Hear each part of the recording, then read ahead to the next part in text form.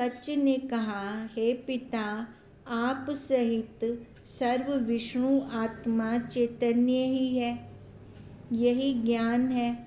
बृहस्पति ने कहा, हे पुत्र, आप सहित सर्व विष्णु आत्मा ही मेरा स्वरूप है, यही अर्थ सम्यक बुद्धि में जच जानने का नाम ज्ञान है। अब वो क्या कह रहे हैं, बृहस्पति ने क्या कहा कि उसका अर्थ जचे, है ना। आप सहित विष्णु, इसका अर्थ ये हमने उस दिन खोला भी था, है ना। जैसे हम कहते हैं कि मैं देह नहीं हूँ, तो उसका हम अर्थ लेते हैं। ऐसे अर्थ जच जानने का नाम ज्ञान है।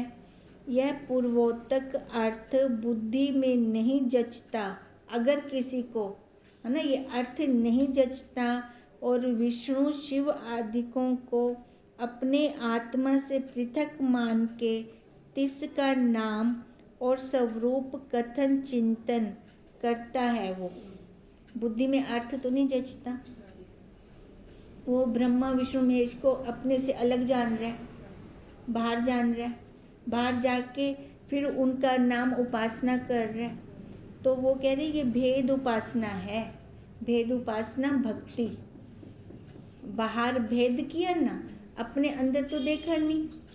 अब वो कहाँ देख रही हैं, बाहर देख रही हैं। अब जो ये बाहर देख रही हैं तो ये भेद उपासना है।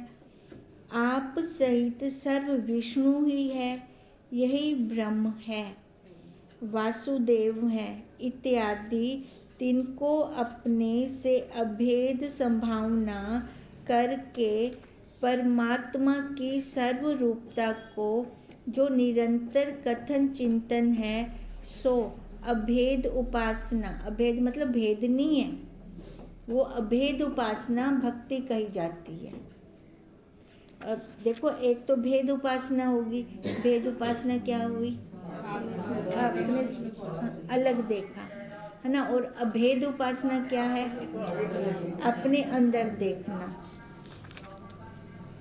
सो अभेद उपासना भक्ति कहती है ना। वास्तव में भक्ति यही है, क्या, अपने अंदर देखना। मैं चैतन्य ब्रह्म रूप आत्मा अस्ति भाति प्रिय सर्वरूप भी हूँ और असर्वरूप भी हूँ।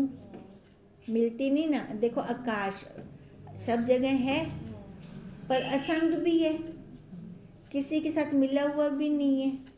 ऐसे वो आत्मा, वो साक्षी सब जगह है पर असंग भी है।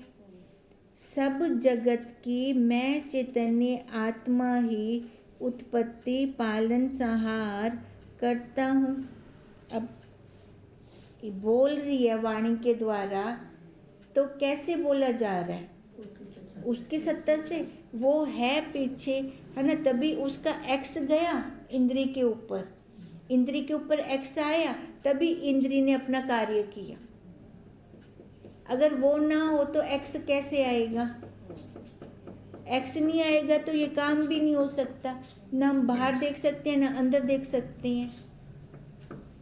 इसका मतलब वो चैतन्य आत्मा है, वही उत्पत्ति पालन संहार कर रही है और सबसे निर्विकार है, असंग है। सारांश यह है कि त्रिपुटी रूप भी मैं ही हूँ और त्रिपुटी से रहित भी मैं ही हूँ। अवार्ड मानस गोचर भी मैं ही हूँ और वार्ड मानस गोचर भी मैं ही हूँ। अवार्ड मानस गोचर, है ना, जो मन वाणी से इंद्रियों से परे है। अब इंद्रियां तो उसके बिना कुछ है ही नहीं। ये इंद्रियां कब कार्य करती हैं, जब उसका एक्स पड़ता है ना, तब कार्य करती हैं। नहीं तो इन इंद्रियों का तो कोई वजूद ना हुआ।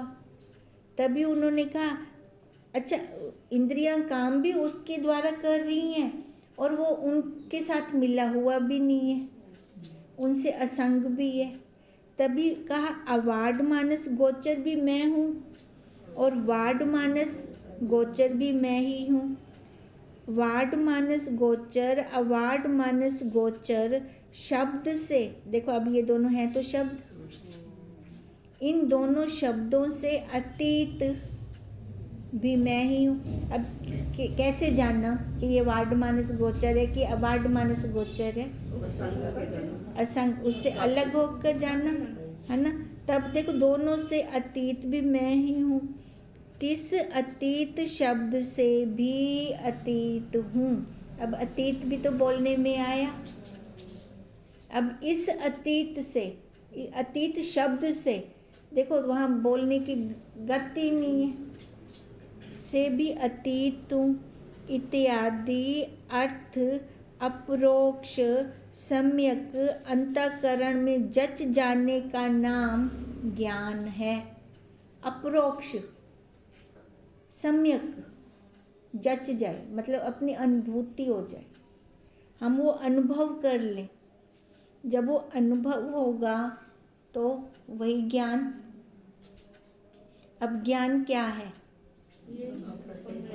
अपरोक्ष जानना, सम्यक जानना, वही ज्ञान है। इसी अर्थ की अपने स्वरूप में संभावना करने का नाम अहम ग्रह उपासना है। अब देखो अहम ग्रह उपासना इसी अर्थ की, अर्थ वही मैं साक्षी, अपने स्वरूप में संभावना करने का नाम, मतलब अभी लगता नहीं है, अभी जाप चलता है अहम ब्रह्मस्मि, अहम ब्रह्मस्मि।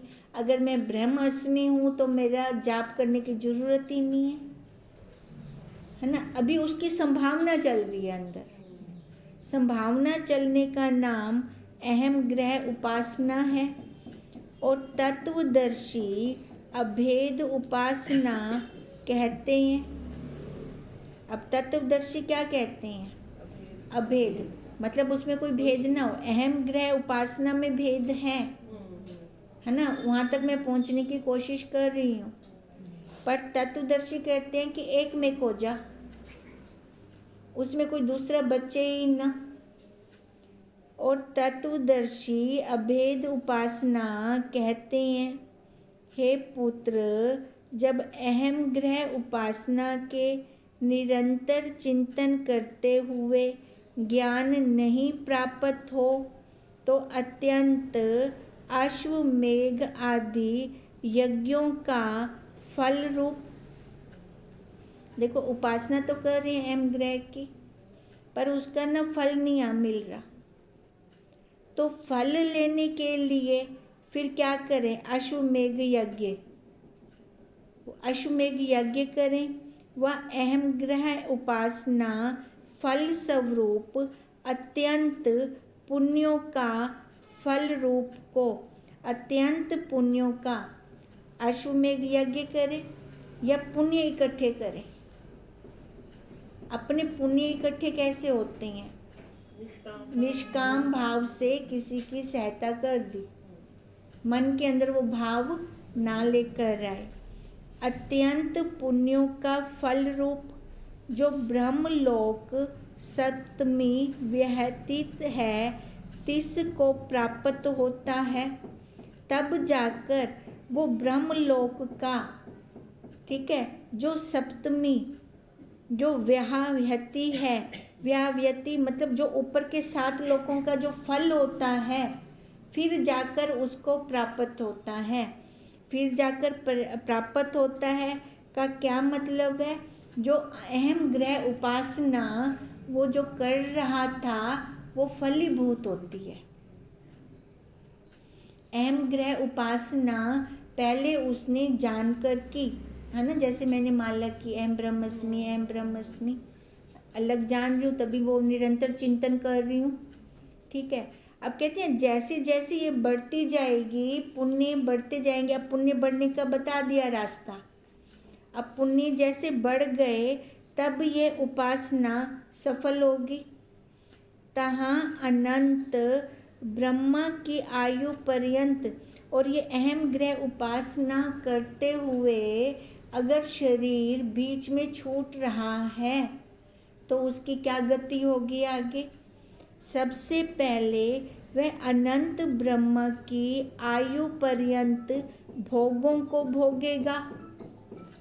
फिर ब्रह्मा के उपदेश से वह सत्व गुण की तहाँ प्रधानता होने से स्वतः ही पूर्व अहम ग्रह उपासना के प्रताप से जो उसने पहले की है ना, अहम ग्रह उपासना जो पहले की है ये निष्फल नहीं जाएगी, ये इसके अगले जन्म में प्राप्त होगी।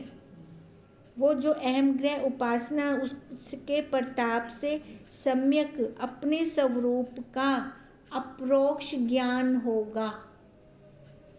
जो पहले उपासना की है पिछले शरीर में वो उसकी खत्म नहीं हुई, वो उसके साथ गई। अब क्या होगा? जस्ट रिवीजन होगी।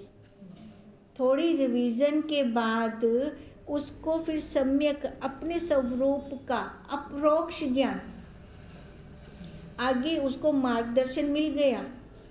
ठीक है, अब कैसे तत्वज्ञ गुरु मिले वो प्रकृति के ऊपर है। प्रकृति फिर मिलवाती है गुरुदेव से। गुरुदेव मिल गए तो वो उनका कहना मानकर वैसे चल पड़ता है। फिर जो आधा सूट सिला आधा रह गया फिर वो उसका सूट पूरा सिलता है अगले जन्म के अंदर। पश्चात ब्रह्मा के साथ विदेह केवल्य मोक्ष को प्राप्त होता है।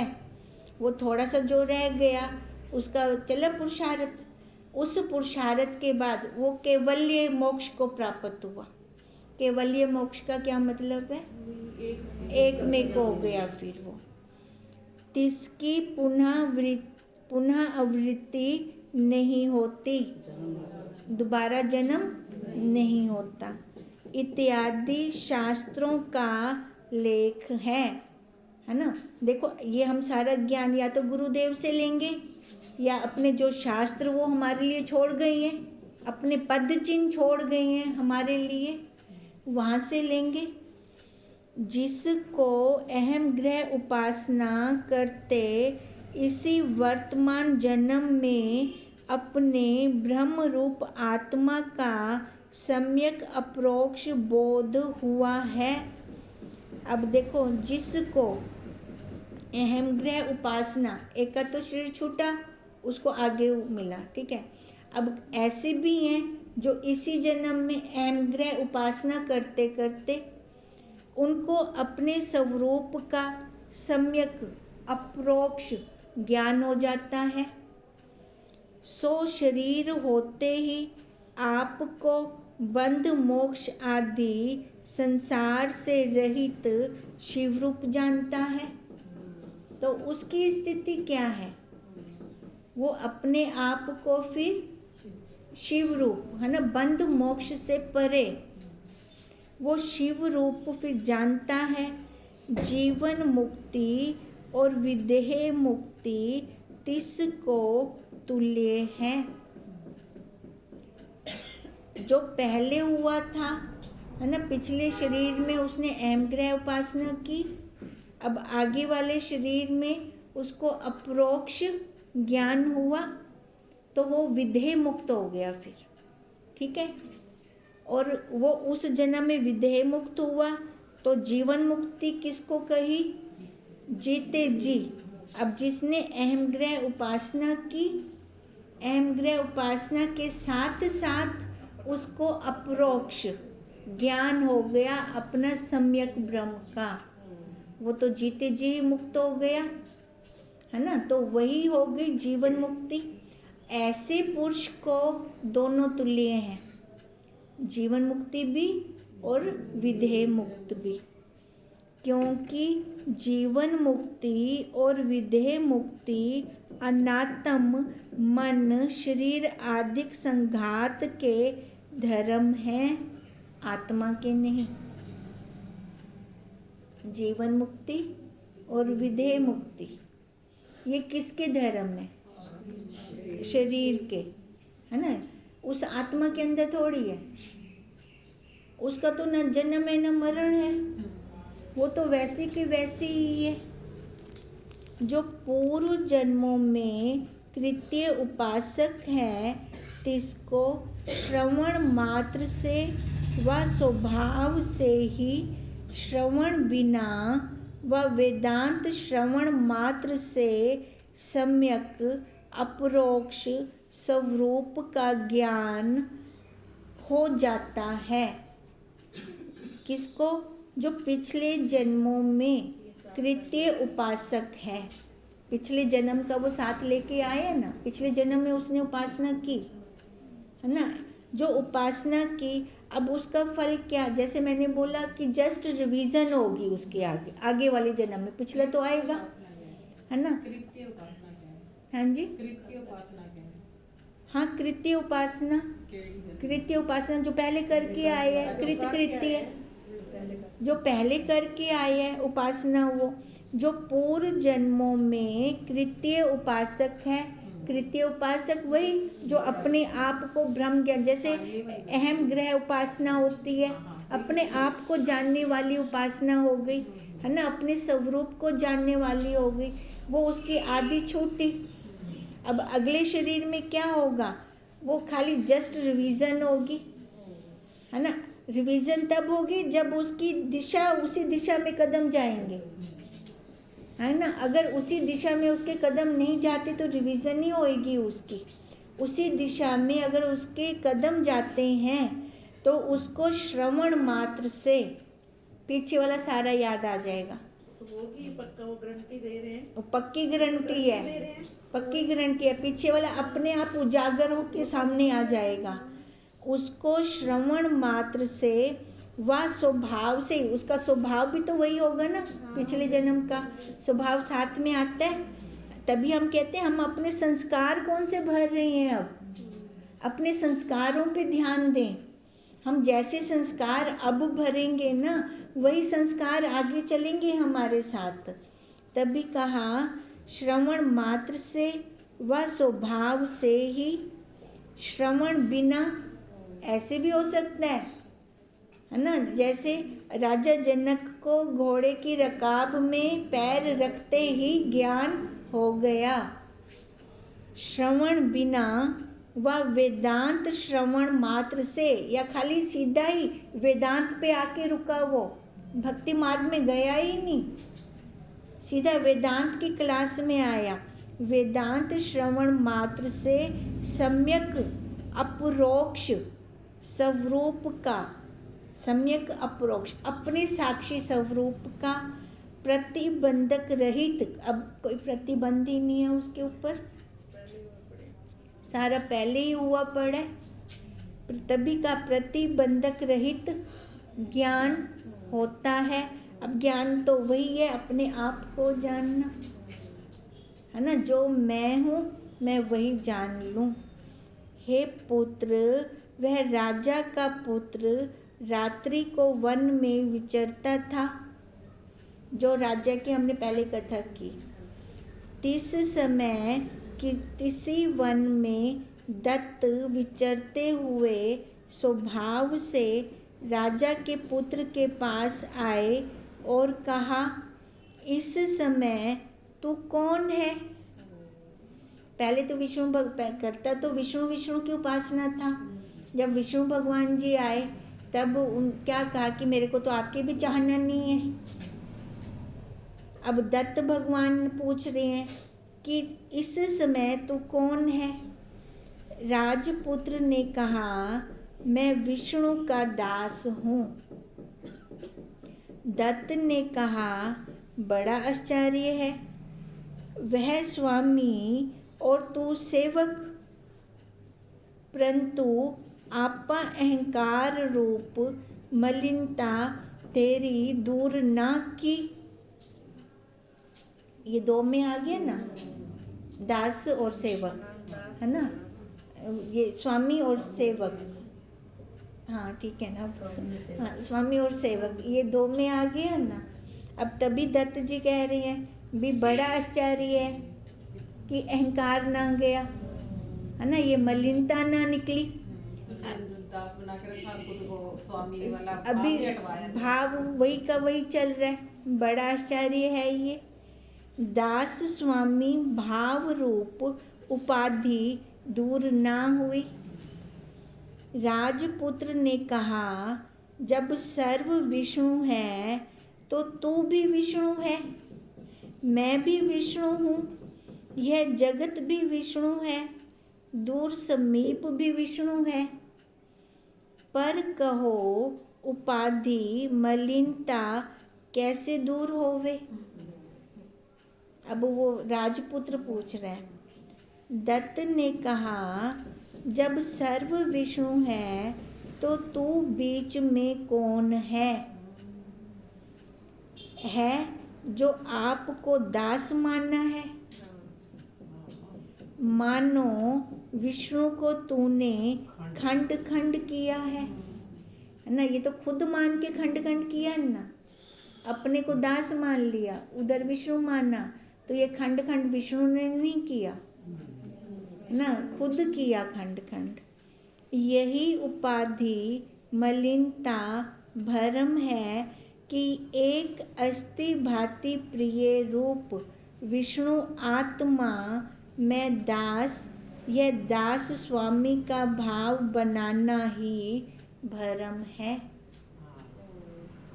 देखो, अस्थि भांति प्रिय रूप से वही है सारा। अब उसी के अंदर है ना, मैं दास और स्वामी का भाव बना लिया, तो यही भरम है ना। यही भरम से तो हम घूम रहे हैं, अधूरा ज्ञान है ना यही तो। हे राजपुत्र, सतचित आनंद रूप विष्णु तेरा रूप है। आपा अहंकार को त्याग कर देख। अब आपा अहंकार को त्याग कर देख का क्या मतलब है। अपने आप को जो राजपुत्र मान के चल रहा है या दास मानकर चल रहा है, उसको छोड़, उसको त्याग। अगर उसको त्यागते हैं तभी तो एक रहेंगे ना, फिर ना विष्णु ना स्वामी ना दास, दोनों ही ना रहे फिर तो। पीछे शेष जो अवाच्य पद है वही तेरा स्वरूप है ना। स्वरूप तो हम सबका वही एक है, जो बाद में जो बचता है। दास स्वामी भाव कथन चिंतन संघात का धर्म स्वपनवत है। अगर हम ये भाव रखते हैं स्वामी और दास का, तो ये स्वपन है। स्वपन के अंदर ही तो हम ये सारा कुछ कर रहे हैं। मेरा तेरा, ले दे, यह कर वो कर, होगा स्वपन के अंदर, पर बुद्धि के अंदर दृढ़ता तो हो। जैसे हम स्वपन को कितनी जल्दी झूठा बोल देते हैं, दृढ़ता है ना, स्वपन झूठा है। अब ऐसे होगा स्वपन के अंदर, पर दृढ़ता तो हो। क्या दृढ़ता हो कि ये सब झूठ है। स्वपन के अंदर क्या सच होएगा क्या? नहीं, स्वपन के अंदर क्या होगा? झूठ होगा ना। तो ये सब झूठ है, ये दृढ़ता हो। तू स्वपन दृष्टा चैतन्य स्वपन व्यवहारों में क्यों बंधमान होता है? जब मैं स्वपन दृष्टा, स्वपन मेरे द्वारा ही आ रहा है और मेरे को पता भी है जागृत अवस्था में आते ही ये स्वपन खत्म है ही नहीं, तो फिर उस स्वपन को मैं सच मानकर दुखी सुखी क्यों हूँ? ठीक है, तो नहीं होना ना। अब वो वाले स्वपन को बहुत जल्दी हम स्वीकार कर लेते हैं। अब गुरुदेव कहते हैं ये जागृत का स्वपन है, इसको भी तू जल्दी से स्वीकार कर। अब जितनी जल्दी स्वीकार कर लेंगे उतनी जल्दी हम बंधन मोक्ष से मुक्त हो जाएंगे। ना कोई फिर बंधन होगा, ना कोई मोक्ष होगा। तथा फिर क्यों भय मान होता है? तब कोई कहीं से भय भी नहीं होगा। फिर जब विष्णु को तूने अपना आत्मा सम्यक अपरोक्ष जानेगा तो विष्णु प्रसन्न होगा, क्योंकि विष्णु का स्वरूप यथार्थ यही है, अन्य माया है।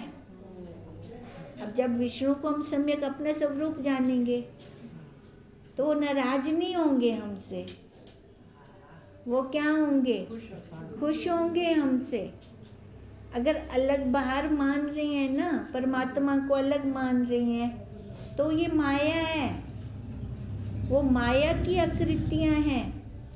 अब जब आकार उनका भी नहीं रहा तो ये आकार भी नहीं रहेगा, तो इस आकार को सत्य क्यों मानना।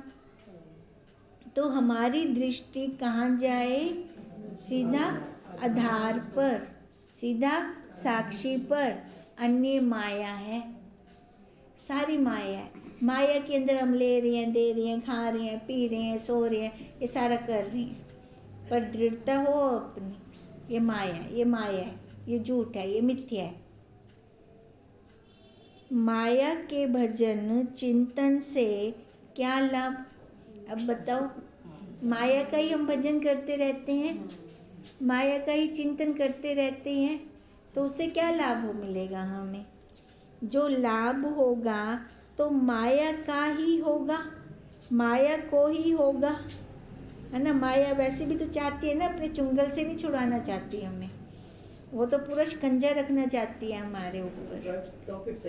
हाँ, माया को तो चाहिए ना, तो फिर माया ही तो प्रॉफिट ले रही है और हम दे रहे हैं माया को, तो हम अपना तो घाटा कर रहे हैं, हमें लॉस हो रहा है अपना। क्योंकि जैसे कोई भावना रूप उपासना करता है, वैसा ही तिसका रूप होता है। अगर मैं भार मान रही हूँ, भक्त और भगवान वाला भाव रख के कर रही हूँ, वैसे फल मिलेगा। वो प्रसंग याद है ना भी, जब खाना ही भावों से था, है ना, तो देसी घी का हलवा क्यों नहीं खाया, है ना, मिर्ची क्यों डाली उसके अंदर, खिचड़ी के अंदर।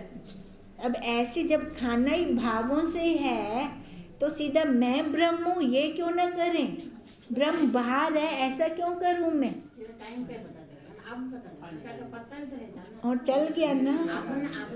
वो इसमें जो माया के से था, हमने खेल लिया था, इसमें अंतकरण की शुद्धि हुई है तो इधर आया ना। अब वही बात हो रही है ना, तो अब फिर हम वैसा ही क्यों ना खाएं, जब है ही भावों से सारा। मीठा बोला, मीठा खाऊं मैं ब्रह्मा, बस, है ना, बोलन भी लोड़ के नहीं, वो दृढ़ता थी मने अंदरों, वाणी से भी नहीं बोलना। तब भी कहा, जैसा कोई भावना रूप उपासना करता है, वैसा ही तिसका रूप होता है। मैं सतचित आनंद रूप आत्मा हूँ, ऐसी दृढ़ निरंतर भावना करेंगे तो वही रूप होवेंगे। जो इससे पृथक भावना करेंगे तो वही रूप होवेंगे। राजपुत्र ने कहा, मुझको वैराग्य उत्पन्न हुआ है, ज्ञान उपदेश करो। दत्त ने कहा, नाम रूप को त्याग, नाम मिथ्या जान, प्रतीति मात्र ही नाम रूप का स्वरूप है, भिन्न नहीं। देखो, जो ये नाम रूप है खाली प्रतीति मात्र, है ना। ज्ञानी क्या कहते हैं, पानी का बुलबुला इतनी देर का है ये, फिर वो उसमें लय हो गया, अब वही बुलबुला ये आकार है। अब इस आकार को अगर मैं सच्चा मान रही हूँ तो लय तो फिर भी उसी में होगा, पर मैंने जो भाव से माना फल वही मिलेगा। अगर मैं भाव में वही रख रही हूँ, ब्रह्म हूँ, है ना, पानी का वो बुद्ध बुदा लय कहाँ होता है, पानी में ही हो रहे हैं ना, वही रूप एक में खो जाते ना, वहीं से निकला वहीं मिल गया। अब हम निकले वहीं से और लय भी वहीं हो रहे हैं, पर हम मानते क्या हैं, हम अपने आप को मानते क्या हैं। सब कुछ तो मानने में, हाँ, सब कुछ वही, तभी का भावों से है सारा कुछ।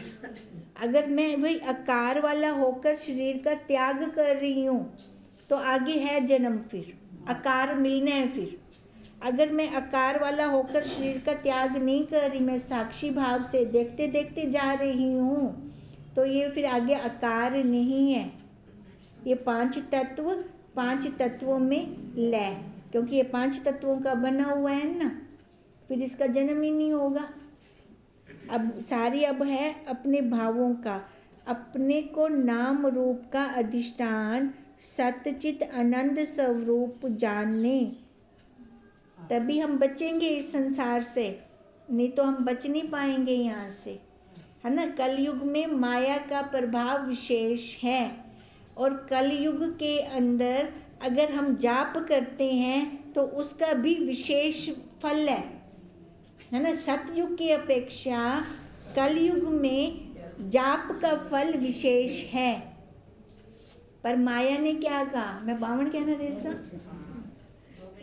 हाँ मैं बावण कहना रेसा। ਹੁਣ ਜਿਹੜਾ ਹੁਣ ਮਾਇਆ ਦੇ ਚੁੰਗਲ ਤੋਂ ਛੁੱਟ ਤੇ ਆਪਣੇ ਆਪ ਵਿੱਚ ਆਉਂਦਾ ਹੈ ਨਾ, ਕੋ ਵਿਸ਼ੇਸ਼ ਲਾਭ ਦਿੰਦਾ ਹੈ। ਕਲਯੁਗ ਦਾ ਇਹ ਵਰਦਾਨ ਨੇ, ਕਲਯੁਗ ਦਾ ਇਹੋ, ਤਾਂ ਆਪਾਂ ਉਹ ਵਰਦਾਨ ਦਾ ਫਾਇਦਾ ਕਿਉਂ ਨਾ ਚਾਹੋ, ਹੈ ਨਾ। ਵਰਦਾਨ ਦਾ ਫਾਇਦਾ ਚਾਹ ਕਿ ਨੂੰ ਨਾ, ਸਤਯੁਗ ਜਿੱਥੇ ਹਜ਼ਾਰਾਂ ਵਰਸ਼ ਤਪੱਸਿਆ ਕਰਨ ਦੇ ਬਾਅਦ ਪੁੰਨ ਮਿਲਦਾ ਹੀ, ਤੇ ਤਾਂ ਇੱਕ ਘੜੀ ਦਾ ਕਰ ਗਿੰਦੂਆ ਸ਼ੁੱਧ ਮਨ ਨਾਲ ਤੇ ਉਹਨਾਂ ਫਲ ਮਿਲਵੇ ਸੀ ਵਾਲਾ। अब ये हमारे ऊपर है। ओम तम नमामि, ओम